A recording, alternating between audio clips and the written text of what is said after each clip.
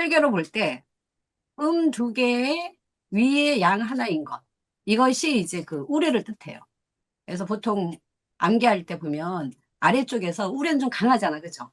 제일 아래쪽에서 이제 강이 하나 딱 나오는 거. 그 우레는 하늘에서 오는 거 아니야? 이렇게 생각하기 쉬우니까 어떻게 생각하면 되냐면 지진을 생각하면 돼요. 지진. 지진과 같은 어떤 강한 에너지가 분출되는 이런 게 이제 진계예요. 그리고 이거는 그 저기 우울해인데 여기 지금 한자는 없는데 한자로는 땅지처럼 우울의 뢰자예요. 그래서 중뢰진 읽을 땐 이렇게 읽어요. 그래서 위에 진 하나, 아래 진 하나. 그러다 보니까 초요하고 네 번째 효가 양이고 나머지는 다 음인. 지금 이런 개가 된 거죠. 네. 이제 그 이천이 이제 말한 것 중에 어떤 말이 있냐면, 자, 진께는 양 하나가, 여기 둠 밑에 생겨서, 그리고 이제 얘를 움직여 올라간다 그랬어요. 움직여 올라가는 것이다. 그러므로 우레가 된다. 우레는 움직임이다. 우레는 움직임. 여기는 이제 우레는 동이다. 이렇게 말을 했어요. 그러면 진깨라 하지 말고 그럼 동깨라 그러지. 왜 진이라 그랬냐? 왜 동이라고 하지 않았냐? 그것은 그냥 움직이는 게 아니고, 자, 떨쳐 놀라게 한다는 뜻이 있기 때문이다. 이렇게 이제 정희천이 해석을 한 거예요. 그럼 이제 이때 우레라고 하는 거는 얘기하는 사람마다 다 다르긴 한데, 이게 천둥 번개까지 말하는 사람도 있고, 그 다음에 그냥 천둥 소리로 말하는 사람도 있고, 또는 이제 천둥 벼락까지 말하는 사람이 있어요. 벼락, 그렇죠. 천둥 벼락. 보통 천둥 벼락 정도. 그러니까 한마디로 말하면 순식간에 어떤 에너지가 팍 분출되는 이런 상태라고 생각을 하면 되죠. 그러니까 이거는 오래 가면 엄청난 재해인 거고 보통은 순간적으로 딱 떨쳐 일어난다. 이래서 떨쳐 일어난다 이런 표현을 쓰는 거예요. 그래서 이제 우리가 연상할 때는 천둥 소리가 들렸어. 화들짝 놀라잖아요. 그런 것처럼 이제 강한 충격으로 이제 흔들리는 상황을 연상할 수 있다. 그래서 동이 그냥 이렇게 앞으로만 걸어가는 이런 게 아니고 진동하는 거죠. 진동. 흔들려. 어. 그래서 이 진은 진동하다 할 때 이 진짜다. 이렇게 생각을 하면 되고. 그리고 이제 이 정의천은 동이지만 그냥 움직임이 아니라 분발하여 놀라게 한다. 이렇게 말했다 그랬죠. 어. 이 놀라게는 좀 이따 보고 이 분발이라고 하는 것은 분연이 이런 뜻이에요. 그러니까 뭐지? 불타오르듯이 이런. 그래서 이렇게 확 일어나는 거. 이게 이제 분발이거든요. 이 분발을 그래서 이제 우리말로 할 때는 떨치다. 이렇게도 말을 하고. 그런 거죠. 그래서 이제 분발해서 놀라게 하는 의미가 들어있다. 우리가 이 사람의 사유의 측면에서 보면 이런 게 바로 뭐죠? 각성이죠, 각성. 각성하는 거. 그래서 이 진께는 각성하는 괴로 보기도 해요. 그리고 이제 그럼 왜 그렇게 봤냐? 원래 양이라고 하는 것은 위로 가는 속성인데 그럼 맨 아래에 있던 애가 위로 가면은 음하고 부딪히고 이제 과학자들은 이렇게 해석하기도 하죠. 그게 왜 전자가 양전자와 아니 양전하랑 전자가 만나면 그럼 막 번개치잖아요. 뭐 그런 식으로 이제 설명을 하기도 하는 거죠. 양이 위로 가는 속성상 올라가다가 음과 충돌하는 그런 이미지다. 그리고 이제 진은 그러니까 진은 천지가 진동하는 듯한 큰 충격. 이 진자가 주로 많이 쓰이는 게 천지 진동이에요. 그러니까는 이것은 이 강한 충격파라는 걸 우리가 연상하면 되는 거죠. 강한 충격파다. 그리고 이제 그 충격을 어떻게 받으며 어떻게 행동하게 되는지를 말하는 게 진계예요.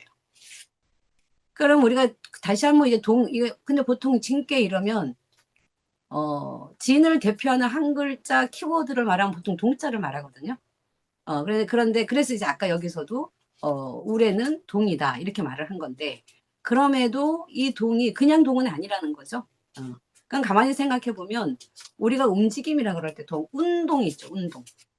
운동이 있고. 근데 이제 사람이 직접적으로 경험하는 걸로 치면은, 저 외부와의 어떤 그 접촉이라고 한번 생각을 해보면, 감동하고 진동이 있어요. 그죠? 근데 이제 감동하고 진동이 약간 느낌이 좀 다르잖아요. 감동은 훨씬 더 정서적으로 상대의 정서와 나의 정서가 뭐가 이렇게 맞닿는, 좀 더 밀접하게 접촉이 일어나서 거기서 뭔가 막 변형도 일어나고 이러는 것이 감동이라면, 진동은 훨씬 더 좀 에너지적 느낌이 좀 강하죠. 그래갖고 근데 이 진동이 왜 옛날에 그 물리 시간에 추 같은 거 이렇게 놓고서 아니지, 시계추. 시계추의 규칙적인 똑딱 똑딱 이런 진동은 아니고, 훨씬 더 강한 충격파 같은 그런 진동이에요. 그래서 막, 제일 쉬운 연상은 지진이 제일 쉬운 연상이죠. 지진이 일어났을 때 부르륵 떨리는 거, 그죠? 그런데 다행히 우리의 지진은 그렇게 오래 가진 않잖아요. 이게 강한 에너지라는 것은 강하게 분출될수록 그 얘네가 보통은 그 이동 시간이 보통 아니, 이동 시간이 짧거든요. 그것도 이제 뭐 진원지가 어떠냐에 따라 다르긴 하지만, 그래서 이제 지진과 같은 그런 상태, 그런 진동, 그것이 이제 진괴다. 그러고 그럼 이제 여기에서 이 진괴를 그래서 해석을 할 때 보통 어떻게 해석을 하냐면, 그러니까 천둥 번개가 쳐. 그 옛날 사람들은 천둥 번개 우르릉 꽝꽝 하면은 무서워했다는 거예요. 그게 무서워하니까 어떻게? 그 다음부터는 그러니까 사람이 두려워하고, 그러면은 내가 뭘 잘못했을까 이러면서 회개도 하고 뭐 이런다고 이제 해석을 하는 거예요. 그러니까 그 다음부터 사람들은 그 천둥 번개가 치면 이제 빨리 뭐지 집에 가야지, 또는 천둥 번개가 계속 자주 치는 동네가 있어. 그럼 거기에 옥상에 피리침 달아야지. 이런 식으로 생각한다는 거예요. 그러니까 경계를 주로 한다. 그러니까 그 어떤 그 자연의 그 뭐 큰 충격을 보고서, 주에 큰 충격을 주면 우리가 그거를 보고 뭔가를 무서워하고 대비한다. 이렇게 보통 해석을 하거든요. 근데 저는 그 해석은 좀 아닌 것 같아요. 그러면 제가 늘 얘기하지만 주역을 잘못 해석하면 매일 경계하라는 얘기뿐이 없는 거거든요. 근데 그렇게 해석을 안 하려고 사실은 정의천이나 이런 사람들이 64개의 주석을 다 달아놓은 거거든요. 우린 그 미묘한 차이를 살려야 되는 거잖아요. 그래서 이 그 진괴를 단지 경계하는 괴가 아니고, 이 진동에 대해서 좀 잘 생각을 하셔야 되는데, 이거는 올해의 진동이 있으면 현대식으로 이야기하면 이게 파동이거든요. 파동이 쫙 전파가 되잖아요. 그럼 그 전파가 우리에게도 온다는 거예요. 그러면 사람이 천둥의 어떤 그 음파 같은 걸 듣고서 거기서 오는 그 전율을 느끼는 이런 거 있죠. 그러니까 단지 무서워만 하는 게 아니고 전율을 느끼면서 설사 이제 그로부터 내가 뭘 잘못했나 봐 이렇게 회개하고 이러는 거는, 이건 파동의 전달로 봐야 된다는 거죠. 그러니까 이런 어떤 에너지의 어떤 전달 측면에서, 그러면은 우리의 움직임은 우리가 해석할 때 인간사에서도 움직임으로 해석을 해야 된다. 진동의 의미를 충분히 살려주는 해석을 해야지, 그냥 무서워서 피하고 그런 어떤 그 동의 움직임 하나도 없는 이런 식의 해석은 안 된다라고 저는 생각을 해요. 그 정의천도 그렇게 해석을 한 거고요. 자, 그거를 잘 유념하면서 한번 봐야 되겠다. 그러니까 사람도 진동의 전파자다. 그래서 이제 그 우레의 어떤 우레가 칠 때 우레가 친다, 그러면 이제 막 천지가 떨린다 이런 것처럼 우리는 우리 마음도 그렇게 표현하잖아요. 진동 표현을 하잖아요. 마음이 떨린다. 막 엄청 막 뭐지? 자기가 막 그 좋아하는 연예인을 식당 가서 만났어. 얼마나 떨릴 것이야. 이런 마음의 진동 같은 거 있는 거잖아. 그죠? 근데 그런 게 이제 뭐지? 365일 계속 내가 그 마음의 그 진동을 갖고 살아. 이러면 이제 너무 힘들지, 사는 게. 우리는 그거를 이제 잠깐 뭐 하루 정도 감격했다 그다음 또 잊어버리잖아요. 우리 일상을 살아가지고. 그런 식의 진동이다. 그리고 이제 그런 걸 가지고 이제 한번 괴사를 보죠. 그리고 여기가 괴사가 좀 길어요. 자, 먼저 첫 번째 괴사가 진형이다. 그러니까는 진께는 형통하다. 근데 이 형통하다는 건 뭔가 이렇게 얘가 원활하게 사방으로 퍼져가는 느낌. 그러니까 어딘가를 관통해서 저기까지 가는 느낌이 형통이거든요. 그러니까 파동 자체가 그렇잖아요. 그죠? 에너지의 전파는 우리의 상상을 초월하는 것이기 때문에 기본적으로 이 진이라고 하는 이 그 파동 에너지 자체는 형통한 성질을 가지고 있다. 이렇게 보면 되죠. 그러니까 이제 정의천은 뭐 파동 에너지 이런 이야기를 안 했지만 지는 기본적으로 형통할 수밖에 없다. 이런 식의 표현을 하죠. 뭐라고 했냐면 양이 아래에서 생겨 위로 나아가니. 그러니까 이것도 어딘가를 이렇게 간다는 뜻이니까 어디로 가는 것은 기본적으로 형통하다. 형통의 뜻이 그렇다는 거예요. 그리고 이제 거기에 보면 교재를 보면 어디 갔어? 진은 움직임인데 이 진에 대해서 이제 막 이것도 얘기하고 저것도 얘기하고 또 이러는데 보면 움직임이다. 그 다음에 두려움이다. 주체가 있습니다. 이런 이야기를 해요. 그래서 움직임이라는 거는 이제 움직여서 나아간다. 그러니까 우레라고 하는 것 자체가 떨쳐 일어나는 거고 그래서 움직임은 움직여서 나아간다. 진, 나아갈 진짜 썼고 그 다음 두려움이다. 그거는 두려워서 수양한다예요. 그러니까 여기에서 두려워함은 공포를 느낀다 이런 게 아니라는 거죠. 이 두려움은 기본적으로 이제 뭔가 이렇게 자기가 경건해지려고 노력하는 그런 것들이 이제 그 두려움인 거예요. 그래서 이제 수양하는 거죠. 그리고 지금 주체가 있어서 큰 사업을 보전한다 이런 말이 나오거든요. 이게 유주의 보대예요. 그러니까 이 주가 있어서 주가 있고 보대 대를 보존한다 이런 뜻이거든요. 그러니까 요거 해석을 지금 잘 사람들이 안 하는데 이게 도대체 뭔 말인지 몰라가지고 안 하는데 보통 또 이거 해석할 때 마다들로 해석을 많이 해요. 이게 사람으로 치면 옛날에 이제 가족 관계로 다 봤으니까 사람으로 치면 양은 이제 아들로 봤단 말이에요. 그 맨 이게 첫 번째야. 8개 중에서 양 하나 있는 것은 얘잖아요. 그러니까 얘가 양 하나 있고 두 개 있으면 우리가 이거의 특징을 살릴 때 음으로 얘를 대표하겠어요? 양으로 하겠어요? 양으로 할 거 아니에요. 그죠? 하나짜리로 할 거 아니에요. 그래갖고 이거는 이제 양이 밑에 하나 있어서 제일 첫 번째 나온 양이다. 그래서 이제 그거를 맏아들로 비유를 했어요. 가족 관계로. 그런데 여기서 유주의 해석은 또 이제 보면 좀 이따 보면 뒤에 보면 제사의식이 나오거든요. 대놓고 제사의식이 나와. 자, 그러니까 맏아들인데 제사의식을 치르는 어떤 맏아들. 그럼 뭐죠? 제주, 그러니까 제사의 주체 또는 뭐 상주 이런 어떤 그것을 책임지는 주체가 있다. 이런 뜻인 거예요. 그러니까 그런 어떤 주체가 있다는 건 그것이 되게 원활하게 잘 움직인다는 거잖아요. 지금은 뭐 워낙 뭐 많지 않아서 그렇지만 옛날에 제주가 있는 게 되게 중요했어요. 제사의 주체가. 그래서 저희 외가댁도 보면 저희 외가댁의 제일 큰 집이 몇 대 손이야. 그래서 몇 대 손인데 어쨌든 그 집에 아들이 없었어요. 아들이 없으니까 어떻게 됐지?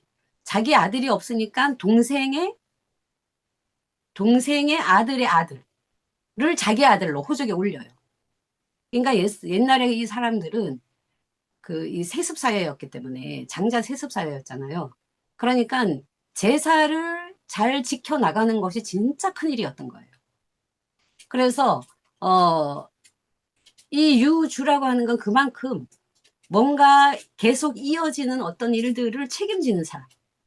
그게 있어야지 그 가문이 기본적으로 생존하기 때문에. 이런 것들을 되게 중시하는 그런 뜻에서 이제 유주고 그렇게 되면 보대. 주가 있어야지 대가 보존된다. 그러니까 이런 경우 제사 같은 경우에는 이제 그 가문이 보존되는 거겠죠. 그런데 이 보대가 어떤 이제 옛날에 나온 다른 텍스트로 이제 춘추자전이라는 게 있는데 이거는 이제 춘추 시대를 기록한 역사서인데 거기에 요 보대라는 말이 나오거든요. 근데 그 보대는 뭐냐면 어떤 가문에 굉장히 중요한 직책에 있는 사람이 어떤 큰 사건을 당했는데 자기가 가지고 있던 그 벼슬 있잖아요. 그거를 일치하는 거야. 그거를 보존했어. 그러면 그 사람이 그 벼슬을 보존해야 그 집안 사람들이 다 먹고 살 수 있잖아. 그죠? 그런 뜻인 거예요. 그러니까 이거는 유주의 보대라고 하는 것은 이게 왜 나왔냐면 굉장히 활발하게 움직일 수 있는 괴에다가 밑에 이 하나의 뜻을 굉장히 크게 잡은 거죠. 그래서 이제 실제로 전체 이 효를 쭉 보면 요 양이 굉장히 중요한 역할을 한다라는 걸 이제 알 수가 있어요. 자, 그 다음에 나오는 괴사가 진, 레, 혁, 혁. 진, 레, 혁, 혁. 소언, 액, 액. 이게 굉장히 사실은 어찌 보면 굉장히 문학적 표현이에요. 그 뭐지? 의태어를 막 쓴 거야, 지금. 혁, 혁, 액, 액. 이런 거는 뭔가 의태어 같은 거죠. 그래서 이제 우레가 여기서는 레를 칠 때라고 했어요. 우레가 올 때, 우레가 올 때, 어, 혁혁은 조마조마해 하면 소, 웃을 소자예요. 그 다음에 웃고 말할 때, 액은 즐거워하는 거야. 하하하하 이런 거야. 그러니까 웃고 말할 때 하하하하 할 수 있다. 아주 화목한 어떤 걸 표현하는 거죠. 그러니까 이거는 뭐냐면 여기에서 이제 조마조마해 한다. 이렇게 해석을 했어요. 그러니까 조마조마는 혁혁을 약간 의태어로 지금 본 거죠. 근데 원래 정의천은 이거를 깡충검이라 그랬어요. 혁이 거미 혁자라는 거야. 거미 혁자인데 이 깡충검 뭔지 잘 몰라. 하여간에 이 거미의 특징이 굉장히 분주하게 돌아다니는 거야. 얘가 탐색하는 애야. 그러니까 막 탐색한다고 하는 것 자체가 뭐죠? 우레가 칠 때 이거를 이게 뭐지? 어떻게 하지? 뭐를 옮겨야 되나? 이런 어떤 또는 뭐 내가 뭘 잘못했나? 뭐 이런 식의 어떤 되게 경계하고 그다음에 신중하게 뭔가를 막 조심하고 이런 모습을 지금 담았다는 거죠. 근데 그거를 정희천이 깡충거미를 지금 이렇게 표현한 것 자체가 이리저리 다니는 어떤 진동의 의미를 굉장히 많이 살려서 해석을 해놓은 거죠. 그러니까 정희천도 해석에 굉장히 공을 들였다는 걸 알 수가 있어요. 자, 그러면 이거는 이제 나중이에요. 그러니까 우리가 칠 때 무관심하지 않고 무심하지 않고 혁혁하면 그렇게 해야 나중에 편안해질 수 있다. 좀 이런 뜻이겠죠. 그럼 어떻게 하면 그렇게 할 수 있는가? 라는 건데 그 다음에 나오는 게 이제 진경백리예요. 진경백리. 이 경자가 이제 놀랄 경자거든요. 이 경자가 언제 쓰이는 경자냐면 봄에 개구리가 땅을 뚫고 나올 때를 뭐라 그러죠? 경칩이죠, 경칩. 그 경자예요. 그러니까 이 개구리가 동면하다가 이 냄새 뭐지? 봄 냄새인데? 이러면서 깜짝 놀라서 나온다는 거잖아요. 그러니까 그 나오는 그 순간 이런 것도 사실은 이제 어떤 우레의 어떤 파동 에너지가 딱 분출하는 이런 순간처럼 볼 수도 있는 거죠. 그래서 어쨌든 우레가 놀라게 해요. 경은 백리를 놀라게 하고 하는데 불상 잃지 않아요. 상은 잃을 상자고 비창 국자와 이 비는 국자고 창은 울창주거든요. 얘네를 떨어뜨리지 않는다는 거예요. 그리고 이제 뭐라 했냐면 진괴의 진동이 클 때 대처하는 도리이다 이렇게 말했어요. 그러니까 이 얘기는 이 백리가 옛날에 주나라 땅이 백리였대요. 그러니까 주나라 초기에. 그러니까 이 백리는 엄청 최대한 우레가 영향을 미치는 범위인 거야. 그러니까 엄청 큰 거죠. 그러니까 이제 백리를 놀라게 하는데도 음, 그렇게 이제 놀라면 어떻게 하냐면 사람들이 자신을 잃어. 그건 넋을 잃는다는 얘기예요. 그러니까 정신이 혼미해져 이런 거잖아요. 그런데 이 이제 비창이 나오는 거는 제사의식이라는 거거든요. 그래서 국자와 울창주를 맡은 사람, 이 사람이 제주예요. 제주, 그 제사의 그 제주 있잖아. 앞에서 이렇게 하는 사람. 이 제주인데 그 사람은 정신을 똑바로 차린다는 거죠. 넋을 잃지 않는다. 사람이 정성과 공경을 다하는 일에 제사만한 것이 없다. 다시 말하면 제사를 지내는 이 제주는 엄청나게 이 정성과 공경을 다하기 때문에 우레가 쳐도 자기가 하던 일을 그대로 할 수 있다는 거거든요. 그리고 이제 여기에 이 빗자는 국자라는 거고 울창주를 보면 이 울창주는 가끔 나와요. 주역에서.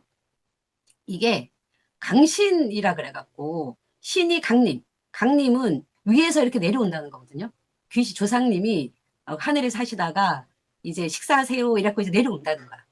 그러니까 이 강신 단계, 그 제사의 몇 단계가 있는데 제일 첫 번째가 신을 불러야 되잖아요. 그러니까 강신 단계가 있고 이 강신 단계에서 술을 뿌려요. 오시는 길에다가 이렇게 술을 뿌리거든요.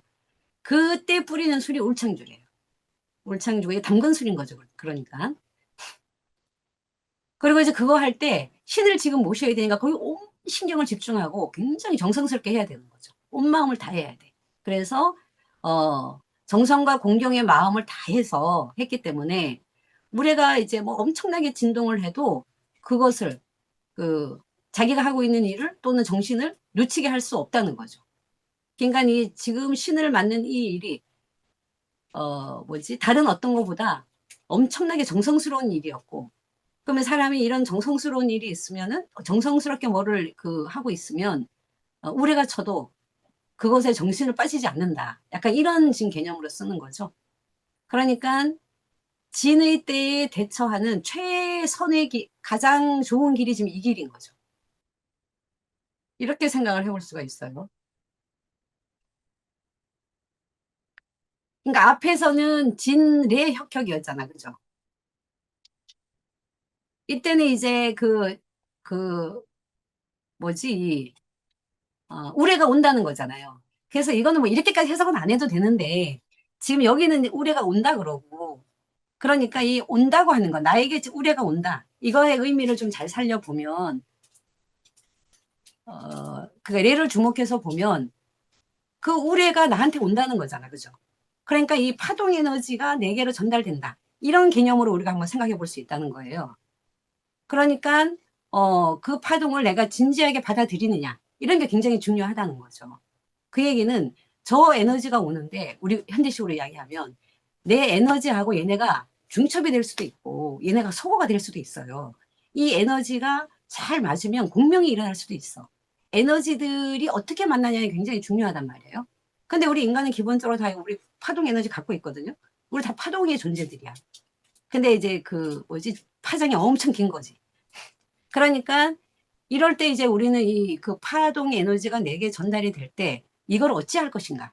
이런 게 이제 중요하다라는 개념이 아마도 그때는 에너지 얘기는 아니겠지만 그 파동이 내게로 전파된다. 이런 의미가 아마 담겨 있을 것 같고 그 다음에 이제 진경백리에서는 보면 넋을 잃지 않는다. 이런 거잖아요. 그죠? 그러니까 넋을 잃지 않는 것은 바로 뭐다? 정성과 공경을 다하기 때문이다. 이렇게 가는 거거든요. 그러니까 여기에서 그 정성과 공경이 성하고 경이에요. 그러면 이제 이 성하고 경은 뭐냐면, 만약에 성인의 성과 경이라면, 이거는 내가 하는 일이 도하고 바하고 다 합치하는 거야. 일치하는 것. 이런 게 성하고 경이에요. 그러니까 이제 성은 일치하는 거고, 보통 이제 경은 그렇게 하려는 어떤 노력 같은 거. 이런 식으로 이제 얘기를 하는데, 그러니까 이게 만약에 우리가 쳤어. 우리가 나한테 왔어. 그랬는데 내가 울창주를 계속 담아. 이거는 아까 얘기했던 혁혁 하는 것보다 훨씬 고수의 이미지가 있는 거예요. 이게 엄청 큰데 훨씬 고수로서 지금 이거를 대처를 하고 있는 거야. 그거는 뭐냐면 성하고 경하는 게 최대의 어떤 그 대처법이라는 거잖아. 그죠? 그러고 그건 어떤 그 고수의 이미지야.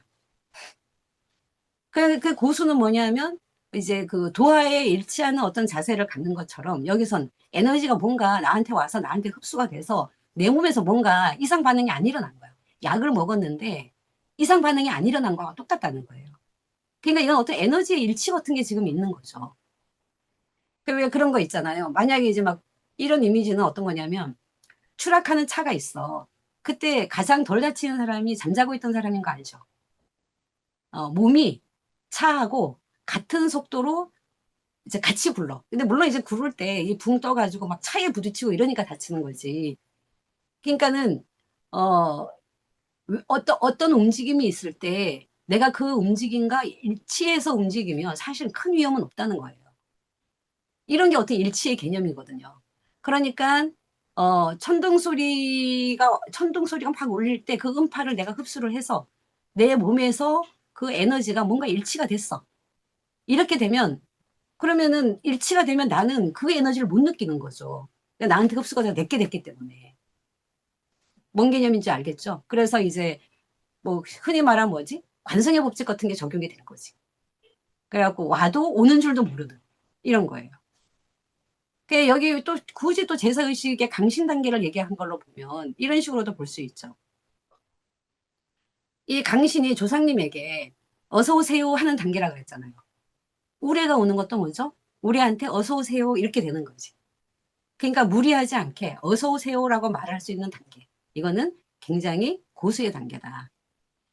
그래서 이제 크게 이제 기본적으로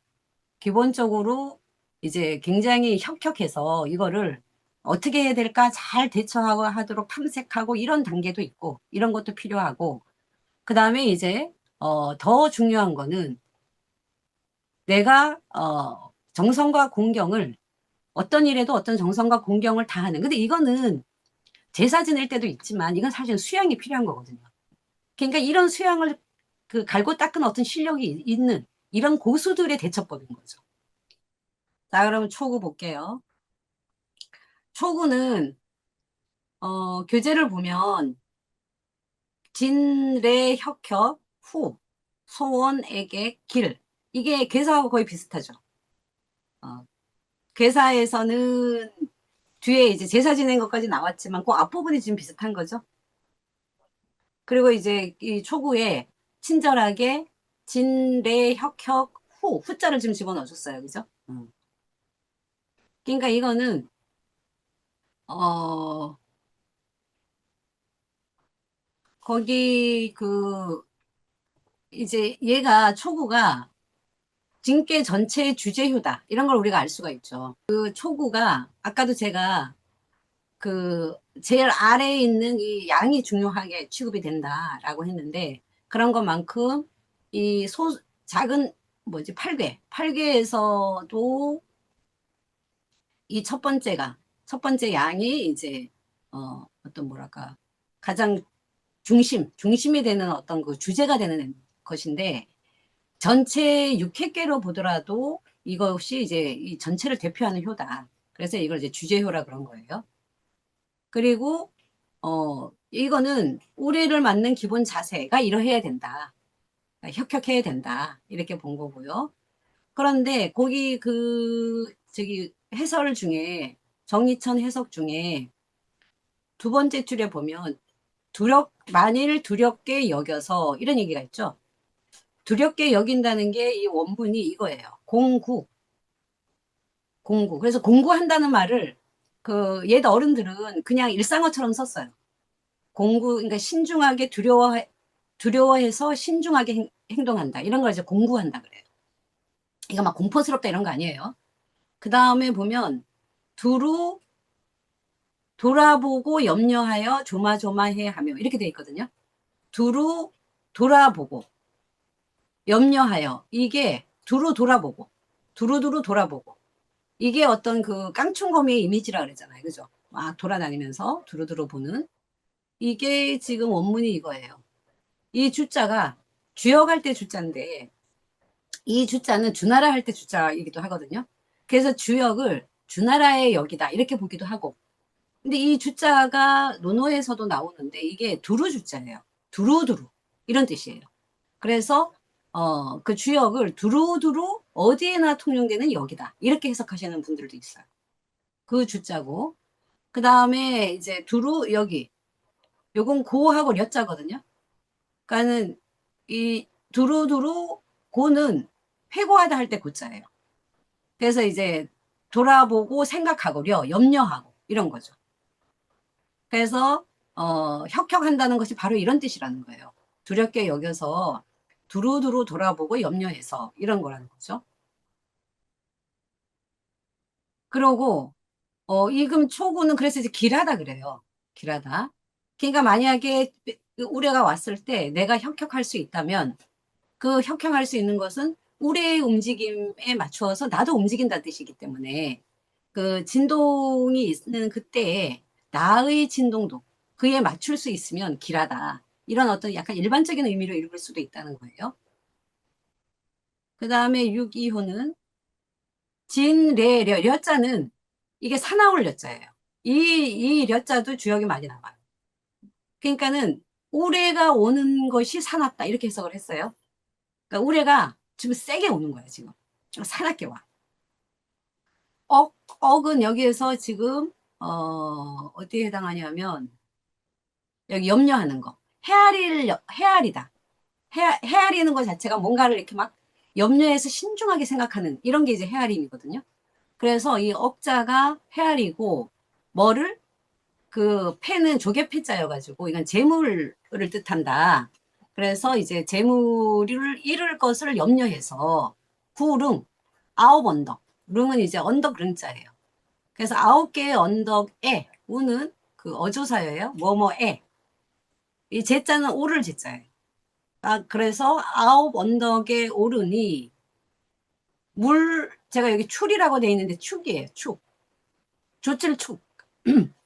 그래서 물은 뭐뭐 하지 말아라.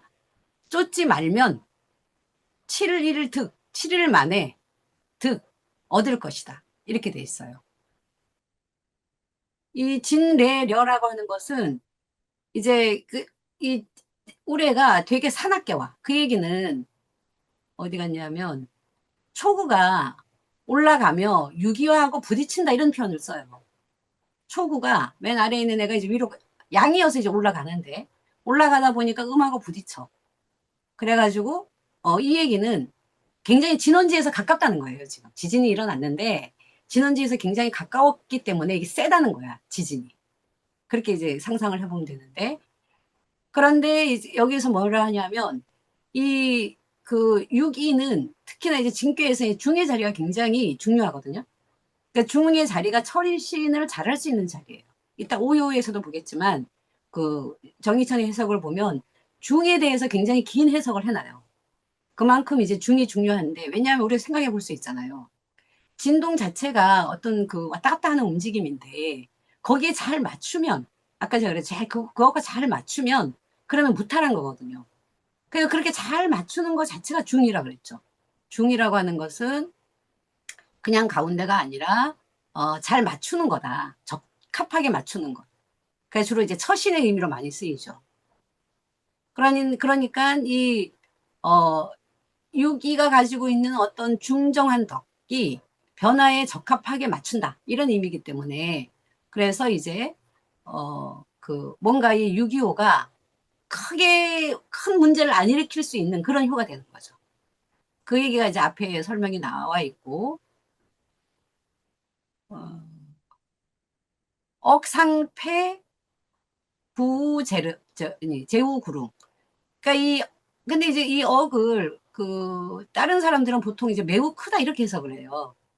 그러니까 그렇게 되면 매우 많이 잃은 거야. 재물을 많이 잃어. 그러니까 우리가 이제 뭐, 그 지진이 일어나면 재물을 잃는다. 이렇게 생각할 수 있잖아요. 집이 막 파괴되고 뭐 이런다 생각할 수가 있는데, 보통 이제 매우 크게 잃는다. 이렇게 해석을 하는데, 정의천은 이걸 헤아린다라고 해석을 한 거예요. 그러면 왜 정의천은 남들처럼 매우 크다고 안 하고 헤아린다 그랬을까? 이런 게 이제 정의천이 어떤 철학적인 뭐가 들어갔다고 우리가 이제 볼 수 있는 거죠. 이런 게 되게 많아요. 헤아린다. 그래서 이제 안다. 이런 의미로 이제 해석을 했어요. 그러니까, 아, 지진이 크게 오니까 집과 재물들이 온전하지 못하겠구나. 이런 생각도 하고, 뭔가 생각을 한다는 거야, 지금.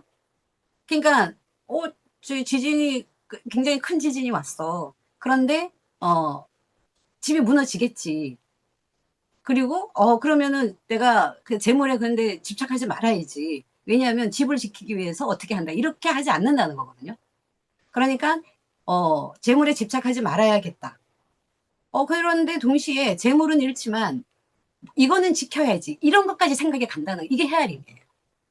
그러니까 우리가 이 중정한 덕이라고 하는 것 자체가 도덕적 덕이 아니라 이렇게 헤아릴 수 있는 이런 것. 이런 게 중의 덕인 거예요.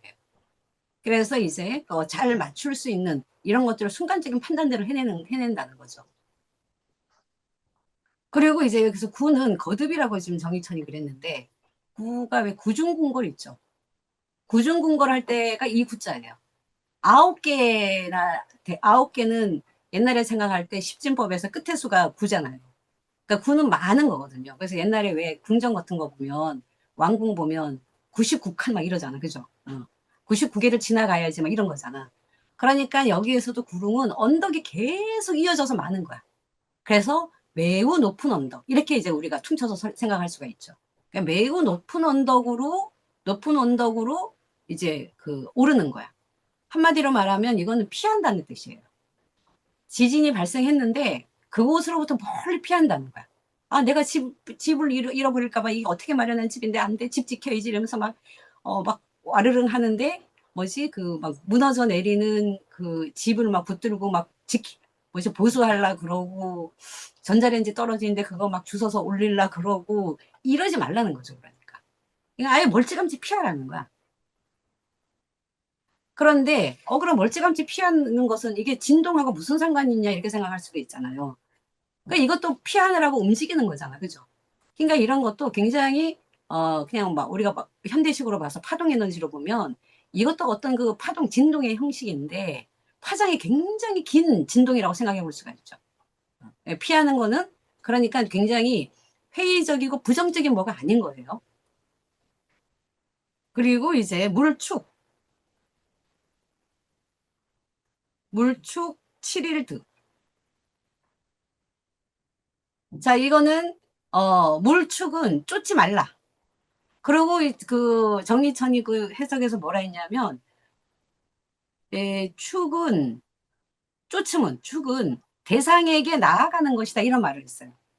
그러니까 우레가 왔는데 내가 그 우레에 맞서려고 나가는 거야. 이게 축이에요. 근데 그렇게 하지 말라는 거죠. 그렇게 하지 말라는 거 피하라 이런 뜻인 거죠. 그러니까 물축하고 구제령하고 사실은 제후구릉하고 사실은 같은 뜻인 거죠. 그런데 이제 그렇게 내가 맞서지 않아도 7일 득, 7일이 지나면 얻을 수 있다. 그러니까는 내가 잃지 않은 무언것을 계속 지킬 수 있다는 거예요. 또는 이 7일 득은 지금 어떤 재난이 일어났는데 일상을 다시 찾을 수 있다 이런 거죠. 그럼 7일이라고 하는 건 꼭 7일은 당연히 아니죠. 여기서 나오는 숫자들은 다 그냥 네 언제 올 거야? 언제쯤 있다 와? 글쎄 뭐 한 이틀쯤 있다 올까? 이런 뜻의 이틀 이런 거거든요. 그냥 어림수들. 그러니까 이때 7일 득은 그렇게 길지 않은 시간이라는 거죠. 또는 또는 뭔가가 끝난다는 거예요. 7일이 됐든 12일이 됐든 얘는 끝남이 있다는 것. 이런 뜻을 갖고 있는 거죠. 그 얘가 끝나고 다시 일상으로 돌아갈 수 있다. 이런 뜻이에요. 그럼 이런 말을 자신 있게 할 수 있는 건 뭐냐면 예를 들어 우리 기후재난이 와가지고 항상적인 기후재난에 시달려. 이런 건 아닌 거죠. 올해는 우르렁 꽝꽝하고 좀 치다가 말잖아. 그죠? 그래서 그때가 지나가면 다시 일상을 회복할 수 있으니까 그거에 막 맞서려고 하지 말아라. 그걸 막 맞서는 거 대신 그걸 맞서가지고 집을 지키려고 그러고 이렇게 하지 말아라. 이런 이야기예요. 그러니까 우리가 이걸 가지고 이제 또 정희천이 어떤 말을 했냐면 그러면은 그러니까 뭐지? 잃는 것을 두려워하지 않는데 그렇다고 다 잃으면 안 돼. 왜 피하냐는 거지. 왜 피하냐면 뭔가 지킬 것이 있어서 피하는 거예요. 그래서 멀리 피하여 스스로 지킴. 이게 자수거든요. 스스로자 수 지킴. 그러니까 스스로 지킴인데 이거는 자기 몸신자하고 스스로 자자는 사실 거의 비슷하게 쓰여요. 자신이라고 하는 건 자기의 몸신이야. 그리고 옛날에 이 신이라고 하는 건 당연히 정신까지도 포함하는 그냥 한 개체성이에요. 그래서 멀리 피하여 자신을 지켜라. 그리고 그렇게 피할 수 있는 것은 어떤 중정한 능력, 중정하면 어떤 덕은 능력이니까. 그러니까 잘 헤아릴 수 있는 어떤 능력이 있어서 가능하다. 누가? 유기는 그게 가능하다는 거죠. 중정한 능력이 있어서 그러면 내가 빨리 판단을 해서 이게 엄청 큰 진동이 지진이니까 일단 내 몸을 피해서 내 몸을 보존해야 되겠구나. 이런 판단을 하고 멀리 피해라. 이런 이야기인 거예요. 한마디로 말하면. 그럼 우리가 약간 바꿔서 생각을 해보면 어떤 위태로움이 왔어요. 지진처럼. 그러면 이때 피할지 맞설지를 판단해야 되잖아요. 그죠? 그러면 여기에서 알 수 있는 건 첫 번째, 그 판단 기준은 최종적으로는 자기 자신이라는 거죠. 그리고 자기가 중정한 덕을 지킬 수 있는가. 그러니까 내가 나의 판단 능력이나 나의 사고 능력이나 내가 사람들과 어울릴 수 있는 능력을 온전히 보존할 수 있는가. 이게 어떤 그 최종적인 그 기준이라는 거예요. 그러니까 개체성을 보존하는 것이 옛날에는 최선의 미덕이었다. 우리가 옛날 사람들일수록 어떤 그 공동체와 국가를 위해서 뭘 하려고 했을 것 같지만 의외로 그렇지가 않아요. 자신들의 개체성을 보존하는 것이 최선의 미덕인 거죠. 또 하나는 이게 피하라고 하는 그 도피행위 있잖아요. 예를 들어서 도피행위는 보통 우리가 불의하다, 의롭지 못한 일이다 이렇게 생각하기 쉽지만 개체성을 보존하는 것이 최선의 미덕이면 도피행위는 절대로 그렇게 해서는 안 될 일이 아닌 거예요. 그러니까 우리가 보통 통념으로 알고 있는 고대인들의 사유와는 약간 좀 다른 거죠. 그러니까 우리가 보통 이제 막 공동체성이나 고대의 공동체성 이런 가부장적인 어떤 공동체성, 마을의 어떤 공동에 뭐가 규약이 살아있는 어떤 공동체성이 되게 답답했을 것 같지만 그런 점도 물론 있겠죠. 사회관계라는 게 그런 게 없을 수가 있나요? 그럼에도 불구하고 가장 근저에 있는 사유는 이런 것이었다. 라고 하는 것도 우리가 이제 알 수가 있죠. 자, 그 다음에 6사묘는요. 이거는 소소. 진소소. 교재에서는, 이 소소는 정신이 아득해지는 거야. 그러니까 우레가 왔을 때 정신이 아득해진 거. 그래서 이제 우레에 놀라서 정신이 아득해지니 이렇게 됐죠. 진행무생. 이때의 진을 깨달아서 이렇게 얘기했어요. 떨쳐 일어나서 이런 뜻이에요. 분발해서 깨달아서 이런 거죠. 그래서 가는 거죠. 그래서 가면 무생. 이것도 이제 무구하고 같은데 무생은 훨씬 더 내 책임이 클 때, 나의 뭐가 더 클 때가 왜 무탈해도 상황이 때문에 내가 무탈할 수도 있잖아. 그죠? 근데 훨씬 내가 뭔가를 해서 무생한 또는 어떤 화를 당했어. 이럴 때도 왜 네가 화를 자초한 거야 이럴 때 있죠. 그때 화는 구자가 아니고 허물 구자가 아니고 잘못 구자가 아니고 잘못 생자를 써요. 자, 그러니까 일단 이 진 소소는 보면 이게 이 소소가 약간 정신이 아득해지는 건데 뭔가 좀 희미해진다는 거잖아, 정신이. 그죠? 그래서 이 우레가 희미해졌다, 즉 우레가 약해졌다 이렇게 해석을 하기도 해요. 그런데 이제 그 정의처는 이거를 다 우레가 어떻게 됐다 이렇게 해석을 잘 안 하고 우레가 올 때 사람이 어떠했다 이렇게 보거든요. 근데 잘 보면 나중에 한번 이렇게 찬찬히 보면 이게 거의 비례해요. 희미하다는 뜻이니까 내가 정신이 희미하지만 우레가 희미할 수도 있어요. 그죠? 그러니까 이게 그러면 우레가 약해졌는데 왜 정신이 희미해? 이렇게 생각할 수 있겠지만 그런 건 아니고. 그러니까 이 우레가 오는 것, 우레의 에너지와 나의 행위, 그 대처하는 행위의 에너지도 비슷하게 간다는 걸로 해석을 할 수가 있는 거죠. 그래서 어쨌든 이제 정신이 희미해졌어요. 그 문제는 여기가 지금 문제가 되는데 진행. 이거 해석이 또 역사적으로 또는 이제 그 전 세계적으로 주역 연구를 외국에서 굉장히 많이 하거든요. 이게 또 해석이 아주 다양합니다. 왜냐하면 이 간다고 하는 게 도대체 뭐냐. 그 이때 지는 뭐라고 해석하냐 이런 거예요. 그런데 이제 그 무생을 어떤 그 주체가 어떻게 했냐하고 크게 작용하는 이 개념으로 봐서 이천은 이걸 좀 크게 본 것 같아요. 그래가지고 되게 적극적으로 이걸 해석을 해줘요. 어떻게 말하냐면 이 우리가 칠 때 간다 이런 뜻보다는 이거를 뭔가 떨쳐 일어나서 간다 이렇게 해석을 한 거예요. 떨쳐서 간다. 그러니까 뭔가 조금 더 주체적인 작용 같은 게 여기 좀 느껴지죠. 그렇게 해석을 했는데 그래서 무생한 거예요. 그러니까는 그러면 이걸 어떻게 해석을 했냐면 사묘는 음으로서 이런 말이 있어요. 양의 자리에 있으니 바르지 않다. 그러니까 이게 지금 63 자체가 정미가 아니에요. 바른 자리가 아니죠. 6은 음인데 3은 양의 수죠. 그래서 음이 양의 자리에 왔으니까 바른 자리는 아니야. 그러니까 이미 올해가 오기 전에 이 사람이 지금 처한 상황 자체는 뭔가 바르지 않다는 거야. 뭔가 바르지 않은 상황에서 뭔가 떨쳐서 가. 그럼 이제 가는 거를 지금 여기서는 효에서는 뭐라고 그랬냐면 사면대 가는 건 이제 여기 위로 가는 거고 왜? 진이니까 위로 가는 거고 그 위로 가면 만약에 삼요가 지금 그 바르지 않았던 거는 양의 자리에 있어서 그렇잖아요. 위에 가면 사요가 되잖아. 그럼 여기 있는 사요로가 된다 이 뜻은 아니고 내가 지금 삼요의 삼의 자리인데 한 칸 더 가면 사가 되잖아. 이런 뜻이에요. 한 칸 더 가면 사가 됐어. 그러면 이제 음의 자리가 됐잖아요. 음요가 음의 자리가 되니까 뭐가 돼? 바른 자리가 된다는 거예요.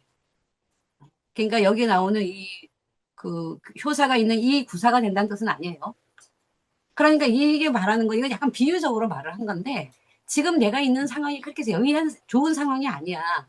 그런데, 나의 움직임, 나의 진동을 오히려 적극적으로 움직여서 바른 자리로 갈 수 있다는 거야. 그래서 이제 화를 면한다는 거예요. 지금 있는 자리가 너무 안 좋아서, 그러니까 막 뭔가 이렇게 막 지진이 일어났는데, 내가 있는 자리가 뭐지? 막 머리 위로 뭐가 쏟아질 자리야. 그럼 어떻게? 거기를 그냥 무조건 막 달려서 나갔더니 오히려 화를 피한 거야. 약간 이런 개념인 거죠. 그래가지고 이제 이걸 적극적으로 해석을 해보면, 진행은 우리가 칠 때 진행, 그 뭐지, 떨쳐서 어떤 그 자기의 노력으로 확 튀어나가서 오히려 지금 하던 걸 적극적으로 더 해서, 그래서 전화위복으로 삼았다. 안 좋았던 걸 오히려 뒤집어 버렸다. 이렇게 이제 해석을 하는 거죠. 그래서 누구지? 어떤 선생님들은 이거를 모험을 한다. 이렇게도 봐요. 지금 안 좋은 상황을 오히려 요때가 쉽게 모험을 한다. 이렇게도 보는 거죠. 그러니까 이런 경우에는 진짜 이 진동 자체를 어떤 각성하는 걸로 해석할 여지가 좀 많은 효인 거죠. 그 다음에 구사요는, 요것도 굉장히 어려운 효인데요. 진수니. 수는 떨어지다. 그 다음에 니는 진흙이거든요. 진흙탕. 그러니까 이거는 이제 우레가 진흙으로 떨어졌다. 이렇게도 보통 해석을 많이 하고, 정희천 선생은 우레가 칠 때, 우리가 또는 누가, 사람이 진흙에 떨어졌다. 이렇게도 해석을 해요. 근데 제가 다시 말해, 이건 별로 그렇게 다른 상황은 아니에요. 그러니까 이게 의미하는 것은 우레가 진흙에 떨어졌다고 한번 생각을 해보면, 진흙은 뭐지, 늪 같은 거죠. 그러니까 늪이 주는 이미지는 움직이지 못하잖아. 그죠? 진동을 못한다는 얘기예요. 우레가 지 본분을 못하는 거야. 그래가지고 그러면 이게 우레가 칠 때 사람도 뭐예요? 그 움직이지 못한다는 거야. 그렇게 본 거예요. 그래갖고 뭐라고 했냐면 진해도가 없어졌다 이렇게 말을 하는 거죠. 진해도는 진동인데 진동을 못하니까. 그래서 이거 뭔가 이렇게 꼼짝달싹 못하고 정지해 있는. 그러고 이제 거기 그 해설 중에 보면, 자, 진해도가 없어졌으니 어찌 다시 빛나 형통할 수 있겠는가 이런 말이 나와요. 여기 갑자기 빛나는 게 왜 나오지? 이렇게 생각할 수 있잖아. 그죠?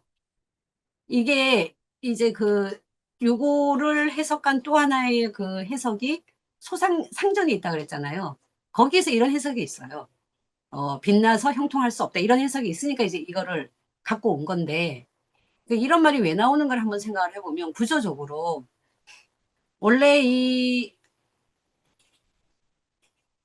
팔괘 하나로 보면, 이거, 왜 끊어졌어. 팔괘 하나로 보면, 여기 제일 첫 번째 하나의 이 양이 중요하다 그랬잖아요. 그죠? 얘는 막 가고, 움직이고, 진동의 주체란 말이에요. 그러니까 진동의 주체니까 예를 들어서 역동적인 움직임, 이런 걸 가질 수 있는 걸 이제 빛나서 형통하다. 이렇게 얘기를 한 거예요. 그렇게 볼 수 있는데, 어, 얘가 음들 사이에 빠져서 형통할 수 없다. 이렇게 말을 하거든요. 그 얘기는 뭐냐면, 하나로 볼 때는 얘가 이 첫 번째 자리여서 이런데, 지금 이 아래 세 개의 휴가 더 온 거예요. 얘가 사유니까. 아이고. 이렇게 세 개의 휴가 더 와서 합계가 붙어버리니까 어떻게 돼요? 여기가 바로 밑에 음 두 개가 있다는 거죠. 그러고 위에 음 두 개가 또 있어. 그래서 막강한 음들의 포위가 됐다. 이렇게 이 모양을 보고, 이 모양을 보고 지금 얘기한 거예요. 그래서 이제, 그래서 음들 사이에 빠진 모양이다. 왜 다른 데서는 음들 사이에 빠졌다 이런 얘기를 안 하는데 여기서 하냐면, 이렇게, 원래 이제 첫 번째 획으로 볼 때는 빛나 형통할 수 있는데 구사효는 그 성질을 잃어버렸다는 거죠. 구사효는 초구가 갖고 있는 어떤 그런 성질들을 다 잃어버린 거예요.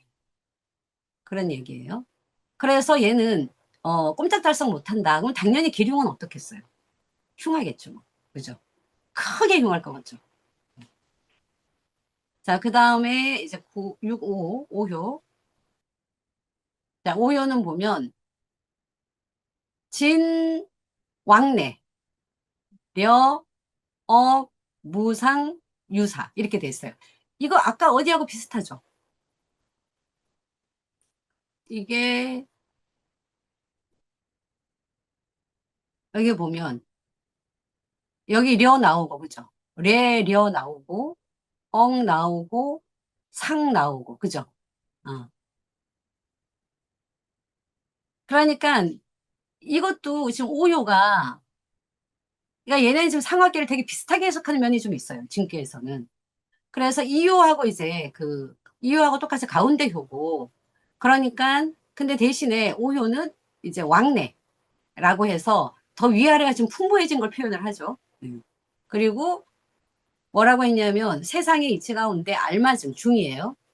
중보다 좋은 것이 없으니 유기와 유고에서 알 수 있다. 이렇게 표현을 했어요. 정희천이.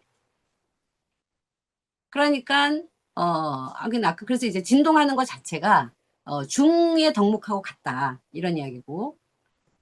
그런데 이제 유고라고 하는 거는 6개의 효가 만들어지는 그 순간에는 유고는 그죠? 그냥 단순한 중이 아니라 이 진계의 지도자격인 거잖아요. 책임이 막중한 자리란 말이에요. 근데 흔들림이 만약에 왔어. 크게 흔들렸어. 이러면 이제 위태롭다고 생각을 한 거죠, 이때는. 지도자에게는 뭔가 사회 질서가 흔들려. 그럼 이거는 위태로운 거잖아요. 그죠? 그렇게 본 거예요. 그러니까 이거는 오효가 뭔가 지도자의 자리이기 때문에 이렇게 본 거죠. 그래서 이제 려하다. 그러고 그리고 또 이제 억해요. 헤아려. 헤아려서 무상 잃지 않아. 뭐를? 유사를 잃지 않아요. 이 유사의 사는 이제 어떤 사건이나 일이 아니고 여기서는 정의천은 뭐라 그랬냐면 그 중정한 덕, 중정한 능력 그거를 잃지 않는다 이렇게 본 거죠.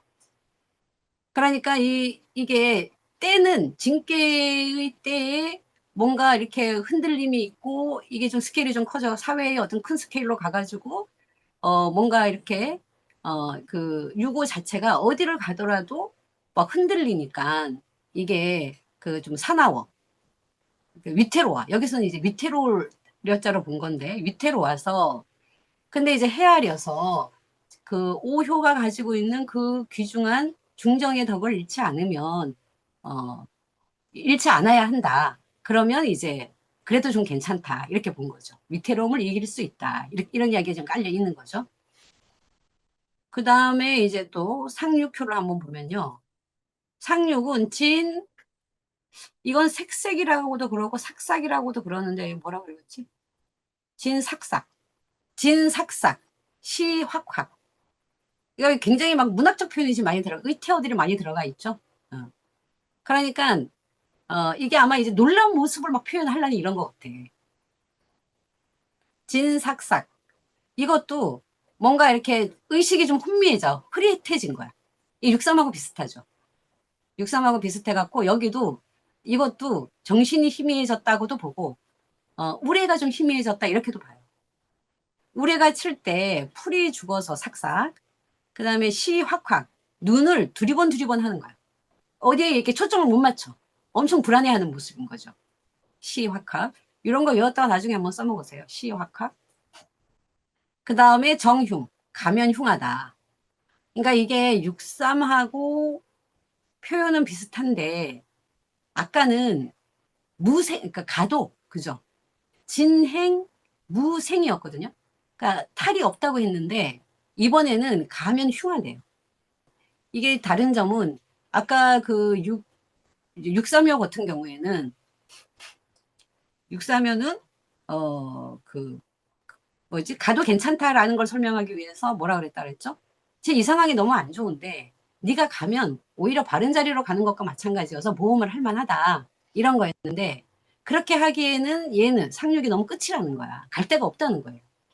그러니까 갈 데가 없는데 갈라 그러면 크게 흉한 거지.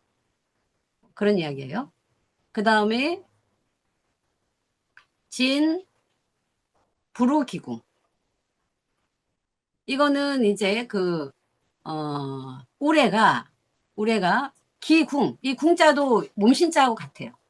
그 자기에게, 자기 몸에, 자기에게, 그 우레가 자기에게 오지 않고, 우길인, 그 이웃한테가, 내가 아니고 내 주변에 떨어져. 이런 거죠. 그러면 무구하다.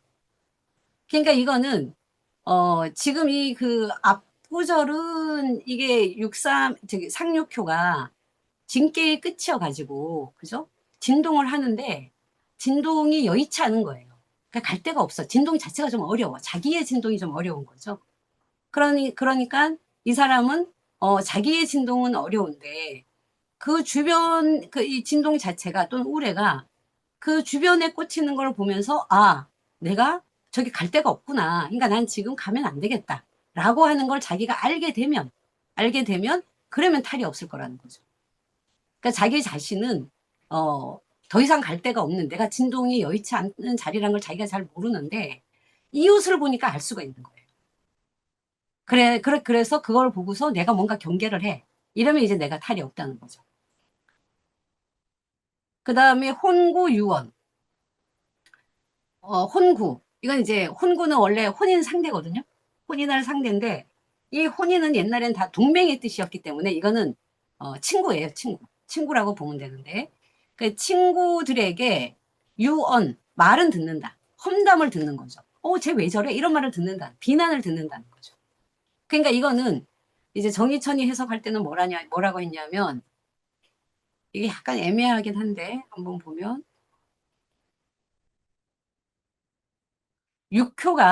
상륙효가 진격이 맨 위에 있어서 처음에는 여러 움직임의 리더였는데 이웃들이 우레가 쳐서 경계하는 걸 보고 자기는 미리 두려워하면서 이때 두려움은 이제 진짜 뭐 공포 같은 거 이런 거겠죠. 나아가지 못한다는 거예요. 여기 리더인데 안 나가. 근데 이 사람은 어쨌든 자기 자리가 지금 상황이 그러니까 어쩔 수가 없는데 친구들이 볼 때는 자기네하고 너무 처지가 다르니까 화가 나는 거지. 그래갖고 쟤는 뭐 리더식이나 돼가지고 이때 리더라고 하는 거는 맨 꼭대기에 있어서 지금 그런 말이 나온 거예요. 그리고 이제 상륙은 유고 근처여가지고 약간은 어느 정도 좀 리더의 그 권한과 책임이 좀 있는 걸로 보는 경우가 많아요. 그래가지고 근데 제가 지 한 몸만 살이네, 뭐 지 몸만 살이네 이러면서 친구들은 원망한다는 거야. 그렇지만 이거는 어쩔 수 없는 것이기도 하고 이게 크게 비난받을 일은 아닌 거예요. 그냥 유언이라고 하는 건 약간 가볍게 뭐 욕먹는 거 그냥 뭐 감수해야지 이런 뜻인 거예요. 그 욕먹으니까 너 하지 마 이런 뜻은 아니야. 그래서 너의 개체성을 보존하려면 어쩔 수 없지. 근데 욕은 먹어. 약간 이런 거죠. 네, 그런 뜻입니다. 그래서 이 진께는 지금 단어도 많고요. 쓰기도 나쁘겠죠. 단어도 많고 이제 뜻도 어렵고 진께 해석을 이제 보통 되게 어려워하는 궤 중에 하나예요. 그러니까 우리는 이거를 움직임을 최대한 살려가지고 진동하는 거를 최대한 살려서 우리의 어떤 대처나 행위에도 진동의 뜻을 잘 살려서 한번 해보자 이렇게 얘기를 한 거고요.